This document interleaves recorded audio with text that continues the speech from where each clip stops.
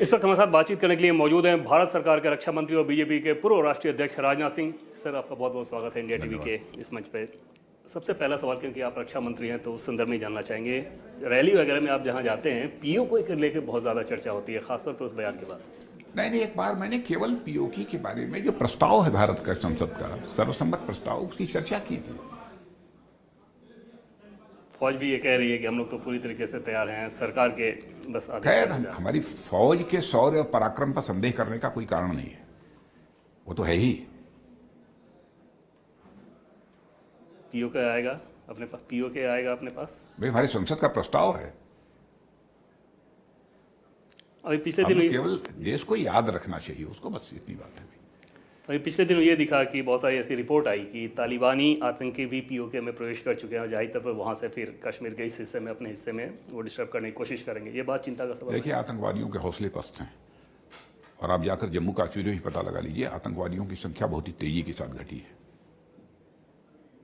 आज बामुश्किल यहाँ पर कम से कम 400-500 आतंकवादी केवल कश्मीर में रहा करते थे, आज उनकी संख्या घटकर 70, 75, 80 के नीचे रह गई है। इसमें लोकल जो है आतंकवादियों की संख्या भी बहुत कम है। पाकिस्तान में जो डिस्टर्बेंस दिख रहा है, अस्थिरता दिख रही है, उसका असर भारत पे कैसे देखते हैं आप? मैंने कहा, पड़ोसी देश है, दुर्भाग्यपूर्ण। हम तो चाहते हैं कि हमारे पड़ोसी जो भी राष्ट्र हैं उनकी सेहत ठीक ठाक रहे, हमारी तो कामना यही रहती है। लेकिन दुर्भाग्यपूर्ण स्थिति है पाकिस्तान की कि पाकिस्तान बिल्कुल बर्बाद होता जा रहा है, आर्थिक दृष्टि से भी और हर दृष्टि से भी देखा जाए तो। वहाँ नए आर्मी चीफ आए हुए हैं, इस बात को लेके आपको लगता है कि आतंकवाद को लेके खासतौर पे आईएसआई के रोल के लिए कोई स्थिति वहाँ पे बदलाव होने जा रही है? अब देखिए, नए आर्मी चीफ आए हुए हैं, आगे क्या करते हैं। लेकिन मैं समझता हूँ पाकिस्तान का मूल चरित्र बदलेगा नहीं। हम लोग तैयार हैं किसी हमारी कामना यह है कि उनका मूल चरित्र बदले और आतंकवादी गतिविधियों को जो उनके यहां से प्रश्रय मिलता है वो बंद होना चाहिए। और मैं दावे के साथ कह सकता हूं, नहीं तो कभी न कभी वो समय आएगा कि वो बंद करना ही पड़ेगा उनको।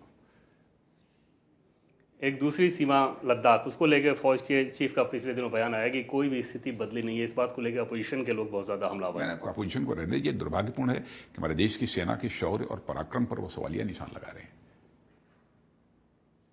और जिस तरीके से भारत और चाइना के बीच जो स्टैंड ऑफ रहा है, उसमें हमारी सेना ने अपने शौर्य और पराक्रम का परिचय दिया है, उसकी जितनी भी सराहना की जाए वो कम है।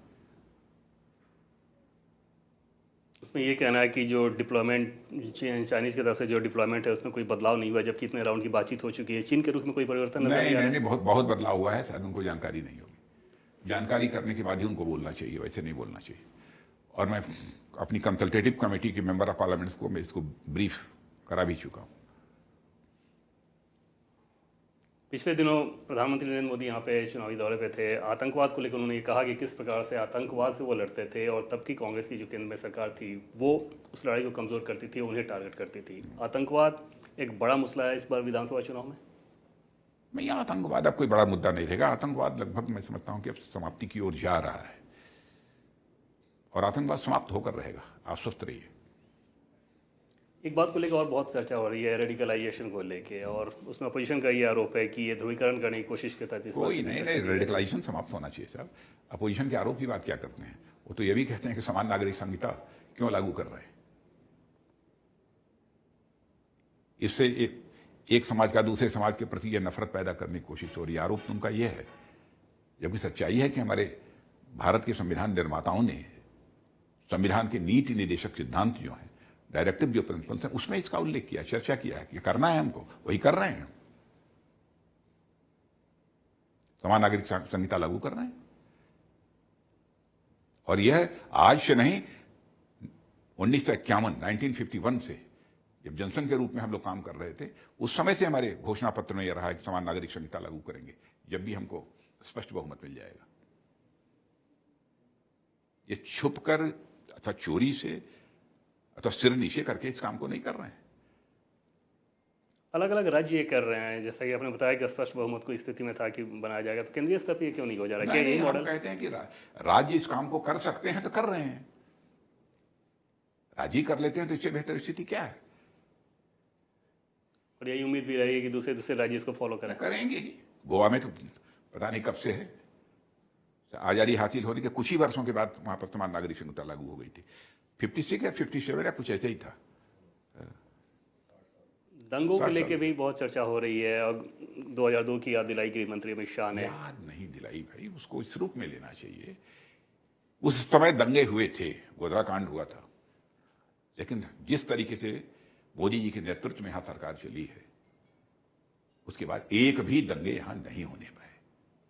क्या जनता को इसका स्मरण कराना कोई अपराध है कि हमने ऐसी सरकार चलाई है कि एक भी दंगे नहीं होने पाए? सभी संतुष्ट हैं, सभी खुश हैं। ऐसी नौबत हमने नहीं आने दी थी। हमारी ये तो अचीवमेंट है, हमारी उपलब्धि है। इसकी चर्चा करना कोई अपराध तो है नहीं।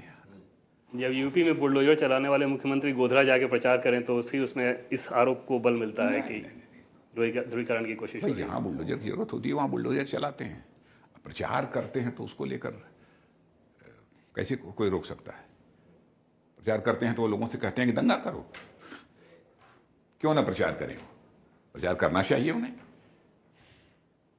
गुजरात में एक भी मुस्लिम कैंडिडेट बीजेपी ने उतारा नहीं, उसके बाद ये सारे मुद्दों को उठाना, 2002 दंगे, गोधरा में योगी आदित्यनाथ का इस तरह से रोड शो करना, ये सारी चीजें बता रही है पोलराइजेशन एक सहारा है बीजेपी। भाई योगी आदित्यनाथ जी को क्यों आप वो मान रहे हैं कि एकदम बिल्कुल उनको प्रचार नहीं करना चाहिए? वो भी तो भारतीय जनता पार्टी के हैं, उत्तर प्रदेश जैसे राज्य के मुख्यमंत्री हैं, क्यों नहीं करना चाहिए उनको?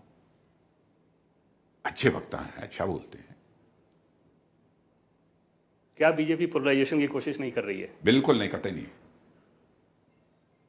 पॉलिटिक्स ऑफ पोलराइजेशन किसी भी सूरत में भारतीय जनता पार्टी को स्वीकार नहीं है। हम समाज के सभी वर्गों की चिंता करने वाले लोग हैं, लेकिन जो अपराध करेगा, देश विरोधी काम करेगा, उसके खिलाफ सख्त कार्रवाई करने में भी हम परहेज नहीं करेंगे। क्योंकि भारत, हम इस प्रकार की आइडियोलॉजी में विश्वास करते हैं जिस आइडियोलॉजी ने सारे विश्व को वसुधैव कुटुंबकम का संदेश दिया है।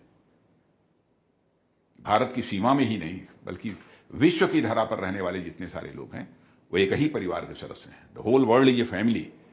यह मैसेज सारी दुनिया को किसी देश की धरती से गया है तो केवल और केवल भारत देश की धरती से गया है। उस दार्शनिक अवधारणा में विश्वास करने वाले हम लोग हैं। आप क्योंकि उत्तर प्रदेश से आते हैं, राम मंदिर को लेकर बहुत ज्यादा चर्चा हो रही है गुजरात के चुनाव में, और लगभग हर एक जगह पे तो बन रहा है तेजी के साथ। अब देखिएगा 2023 में जाकर भव्य राम मंदिर खड़ा होगा। ये कोई छुप कर कोई काम नहीं किया है, ये तो बराबर हर चुनाव में हमारा एक मुख्य एजेंडा रहता था। हिंदुत्व कोई मुद्दा है इस बार के चुनाव में? क्योंकि आप गुजरात के लोग, हिंदू कहना कोई अपराध, उसको जो भी कह लीजिए। हिंदुत्व पे किस मुद्दे की बात करना चाहते हैं बतलाइए ना। हाँ, हिंदू हैं, हम गौरवान्वित हैं उसके लिए, हमको आपत्ति नहीं है इसमें, लेकिन किस मुद्दे की बात करना चाहते हैं? धारा 370 की, किस चीज की? यूनिफॉर्म सिविल कोड, धारा यूनिफॉर्म 370, सिविल कोड, राम मंदिर, ये सब तो हमारा कमिटमेंट है। राम मंदिर, महाकाल, सोमनाथ मंदिर, क्या भारत की सांस्कृतिक विरासत को बचाना यह अपराध है? यह तो हम लोगों ने अपने घोषणा पत्र में भी कहा है। आप लोग राम मंदिर की बात करते हैं, लेकिन कांग्रेस पार्टी के राष्ट्रीय अध्यक्ष मल्लिकार्जुन खड़गे प्रधानमंत्री को रावण शब्द की उपमा देते हैं। बहुत ही दुर्भाग्यपूर्ण है, बहुत ही अनफॉर्चुनेट है। उनके पास शब्दों का काल है, मुझे लगता है, अथवा नीयत में कहीं ना कहीं खोट है। और स्वस्थ लोकतांत्रिक व्यवस्था में इस बात का ध्यान रखना चाहिए कि किसी भी राजनेता को किसी भी दूसरे राजनेता के संबंध में गाली गलौज के शब्दों का प्रयोग नहीं करना चाहिए। आलोचना के लिए बहुत सारे शब्द हैं, और मैं समझता हूं इन लोगों के पास शब्दों का काल है। और प्रधानमंत्री व्यक्ति ही नहीं, प्रधानमंत्री संस्था होता है, और जो संस्था है उसके प्रतिष्ठा की, उसका सम्मान करना, ये सबकी नैतिक जिम्मेदारी बनती है, करना चाहिए। आलोचना के और तरीके होते हैं, उनकी नीतियों की आलोचना करिए, उनके कार्यक्रमों की आलोचना करिए। क्या आप शब्दों का प्रयोग करेंगे, गाली देंगे? भारत देश कभी माफ नहीं करेगा ऐसे लोगों को। आज मैं एक रिपोर्ट देख रहा था, उसमें प्रधानमंत्री को तकरीबन 2006 से लेकर अब तक 82 बहुत गालियां दी दफा आपत्तिजनक शब्दों का इस्तेमाल इसीलिए लगातार प्रधानमंत्री बढ़ते भी जा रहे हैं। देश की जनता उन्हें माफ नहीं करेगी जो लोग ऐसे अपशब्दों का प्रयोग कर। लेकिन कांग्रेस पार्टी ने भी एक वीडियो जारी किया है, उसमें नरेंद्र मोदी के पुराने बयानों को लेकर उन्होंने दिखाया कि किस प्रकार से ये लोग भी हमला करते हैं कांग्रेस पार्टी के नेताओं पर। नहीं, इस तरीके से नहीं कहा होगा कि कुछ कह दिया हो उनके लिए, मैं नहीं मानता इसे। मोदी अपशब्दों का प्रयोग नहीं करते। कांग्रेस पार्टी की तरफ से सर ये कहना है कि आरएसएस या बीजेपी नफरत फैला रही है। राहुल गांधी बार बार कह रहे हैं कि वो नफरत कहने दो फैला आप, रहे हैं, नफरत तो वो लोग फैला रहे हैं। तुष्टीकरण की राजनीति वो लोग कर रहे हैं। हम लोग तुष्टीकरण की राजनीति नहीं करते, इंसाफ की राजनीति करते हैं, इंसानियत की राजनीति करते हैं। न्याय सभी को, तुष्टीकरण किसी का नहीं। यह है हमारी नीति, justice to all, appeasement of none. और दिल्ली में भी क्योंकि आप कैंपेन कर रहे थे लोकल बॉडीज को लेके, गुजरात भी आए, आम आदमी पार्टी को गुजरात में कैसा फैक्टर देख रहे हैं? वो तो केवल अपनी उपस्थिति दर्ज कराने की कोशिश कर रही है आम आदमी पार्टी। आम आदमी पार्टी यहाँ चुनाव नहीं लड़ रही है, अपनी उपस्थिति दर्ज कराने की वो कोशिश कर रही है। कोई ट्रायंगुलर फाइट जैसी स्थिति? मैंने कुछ नहीं जी, प्रश्न ही नहीं पता। आखिर में एक सवाल, गुजरात विधानसभा चुनाव के जो नतीजे आएंगे, 2024 का जो लोकसभा चुनाव होगा, इन दोनों में कोई कनेक्शन देख रहे हैं आप? मैंने कनेक्शन वगैरह देखने की कोई जरूरत नहीं है। 2024 के चुनाव में हम 2019 के चुनाव से अधिक सीटों पर विजय प्राप्त करेंगे। इस बार कितनी सीटें की उम्मीद कर रहे हैं विधानसभा चुनाव में गुजरात में आप लोग? 2/3 से अधिक। अब कितना जाएगा कह नहीं सकते। चलिए, बहुत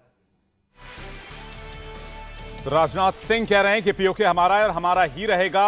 इसे लेकर संसद में प्रस्ताव भी पास किया गया। इसमें कोई दो मत या दो राय नहीं होनी चाहिए। रक्षा मंत्री राजनाथ सिंह ने इंडिया टीवी से एक्सक्लूसिव इंटरव्यू दी। उन्होंने पीओके, कश्मीर, आतंकवाद और गोधरा पर खुलकर अपनी बात रखी। राजनाथ सिंह ने प्रधानमंत्री मोदी की रावण से तुलना करने पर कहा कि कांग्रेस ने एक संस्था का अपमान किया है और देश की जनता उन्हें माफ नहीं करेगी। जब जब प्रधानमंत्री को गाली दी जाती है उनको करारा जवाब मिलता है।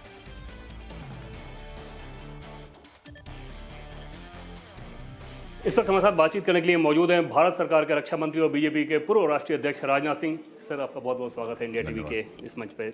सबसे पहला सवाल, क्योंकि आप रक्षा मंत्री हैं तो उस संदर्भ में जानना चाहेंगे, रैली वगैरह में आप जहां जाते हैं पीओ को लेकर बहुत ज़्यादा चर्चा होती है, खासतौर पर उस बयान के बाद। नहीं, एक बार मैंने केवल पीओके के बारे में जो प्रस्ताव है भारत का संसद का सर्वसम्मत प्रस्ताव, उसकी चर्चा की थी। फौज भी ये कह रही है कि हम लोग तो पूरी तरीके से तैयार हैं, सरकार के बस खैर, हमारी फौज के शौर्य और पराक्रम पर संदेह करने का कोई कारण नहीं है, वो तो है ही। पीओके आएगा अपने पास? पीओके आएगा अपने पास? भाई, हमारे संसद का प्रस्ताव है। अभी पिछले हम दिन केवल देश को याद रखना चाहिए उसको, बस इतनी बात है।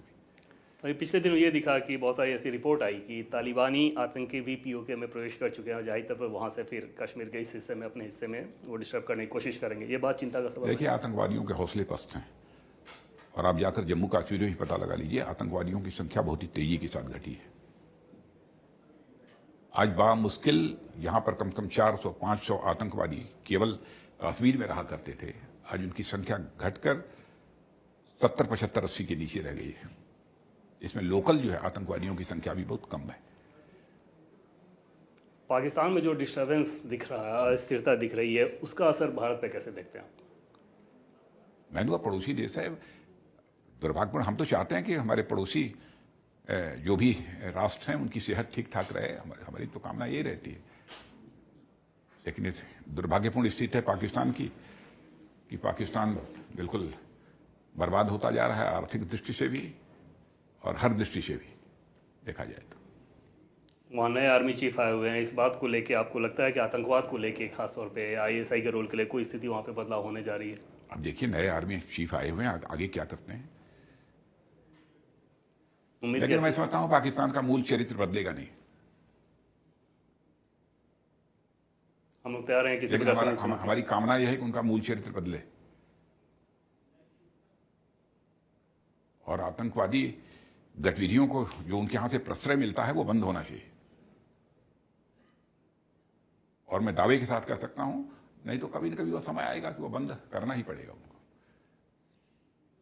एक दूसरी सीमा लद्दाख, उसको लेकर फौज के चीफ का पिछले दिनों बयान आया कि कोई भी स्थिति बदली नहीं है। इस बात को लेकर अपोजिशन के लोग बहुत ज्यादा हमलावर हैं। अपोजिशन को रहने दीजिए। दुर्भाग्यपूर्ण है कि हमारे देश की सेना के शौर्य और पराक्रम पर वो सवालिया निशान लगा रहे हैं।